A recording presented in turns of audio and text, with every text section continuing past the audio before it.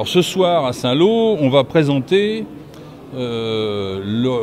l'organisation qui serait susceptible d'être mise en place suite à une réflexion qu'on a menée dans le cadre du pôle ressources départemental du sport qui regroupe l'État au travers de la direction départementale de la cohésion sociale, le conseil départemental et le comité olympique. Travail qui a été mené sur la loi NOTRe qui a changé, qui a bouleversé en fait le territoire du département de la Manche, puisqu'on est passé de 27 intercommunalités à 8.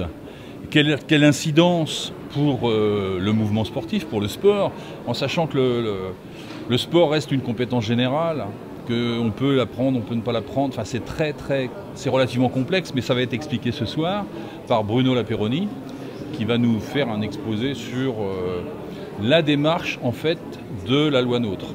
On avait surtout axé les invitations auprès de nos interlocuteurs, que sont les intercommunalités, en gros les présidents des communautés d'agglo, les maires de communes, les élus locaux, hein, et bien sûr le conseil départemental, les élus du conseil départemental, et puis les comités départementaux sportifs, ainsi que certains clubs qui étaient invités, notamment les clubs de l'agglomération saint-loise. Saint-Lô-Agglo, puisque c'est Saint-Lô-Agglo, la puissance invitante, puisqu'ils ont mis en place avec nous ces assises dans le cadre de la fête du sport qui a été boycottée par certains, il faut le savoir, hein, qui pose un certain nombre de problèmes. Nous, on a préféré avoir une mobilisation active plutôt que de ne rien faire, ce qui fait qu'on est là ce soir.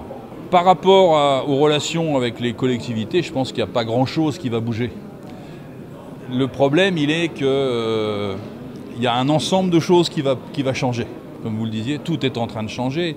Quand on regarde ce qui est en train de se faire au niveau national, les travaux qui sont engagés sur la nouvelle gouvernance, qui parle d'une gouvernance partagée et qui fait apparaître un modèle sportif axé sur une co-construction, une co-direction, État, mouvement sportif, collectivité territoriale et monde économique.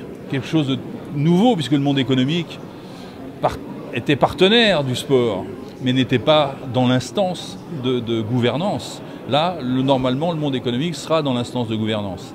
L'originalité de notre PRDS, c'est que quelque part, nous, on a déjà une co-direction et une co-gestion qui fait qu'on a pu aider nos comités et on continue à les aider de façon collégiale et pas chacun dans notre coin en attendant qu'il y en ait un qui se décide et que l'autre fasse à sa place. Donc je pense que c'est dans ce sens-là qu'on va arriver à faire des choses. À bientôt sur tvie.tv.